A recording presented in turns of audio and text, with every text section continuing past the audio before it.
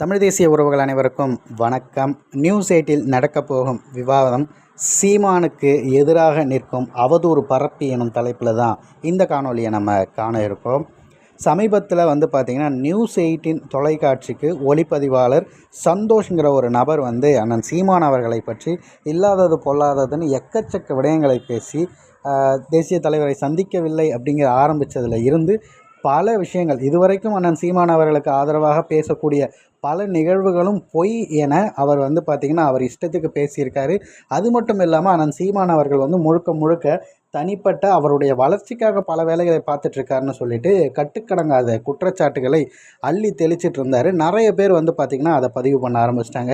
ஊபிகளுக்கு சின்னதாக கிடச்சாலே கொண்டாட்டம். இந்த அளவுக்கு முழு நீளமாக பல பொய்கள் கிடச்ச உடனே அவர்களுடைய அவதூறுக்கு ஏற்ற கட்டுக்கதைகள் கிடச்சிருச்சுன்னு எல்லா பக்கமும் விளாச ஆரம்பித்தாங்க. இப்போ நேரடியாக அண்ணன் சீமான் அவர்கள் இது குறித்து கேள்வியை கேட்கும்போது பார்த்திங்கன்னா ஜனநாயகபூர்வமான ஆரோக்கியமான விவாதத்தை நியூஸ் 8இன் தமிழ்நாடு அலுவலகத்தில் ஒருங்கிணைக்க தயாராக இருக்கிறோம் அப்படிங்கிற ஒரு விஷயத்தை நியூஸ் 8 பதிவு பண்ணியிருக்காங்க. எதற்கு அப்படின்னா சீமான் அவர்களுடைய அந்த சந்திப்பு குறித்து நியூஸ் 8 ஒளிப்பதிவாளர் சந்தோஷ் கொடுத்த அந்த நேர்காணல் அவருடன் நேருக்கு நேர் விவாதிக்க நான் தயார் அப்படின்னு சொல்லிட்டு நாம் தமிழர் கட்சியுடைய தலைமை ஒருங்கிணைப்பாளர் சீமான் கூறியுள்ளதாக செய்தி வெளிவந்திருக்கு. ஸோ அதனால் விரைவில் ஒரு தரமான சம்பவம் இது வரைக்கும் பேசிக்கிட்டு இருக்க அத்தனை அவதூறுகளுக்கும் நாக்கப்படுங்கிற மாதிரி அண்ணன் சீமான் அவர்களது வாணியிலே கேள்வி கேட்க போகிறாரு.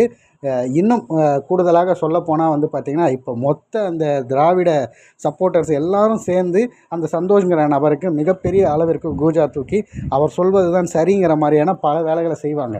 அது எல்லாத்திற்கும் கேள்விகளால் முகத்திரையை கிழிக்க அண்ணன் சீமான் அவர்கள் விரைவில் அந்த நேர்காணலுக்கான அந்த சம்பவம் நடக்கப் போகுது அப்படிங்கிற ஒரு மகிழ்வான செய்தியை உங்களிடம் தெரிவித்துக் கொள்வதில் கூடுதல் மகிழ்வாகவே இருக்கிறது. இந்த நிகழ்வு குறித்து உங்களது பார்வைகளை பின்னூட்டத்தில் பதிவிட்டுருங்க.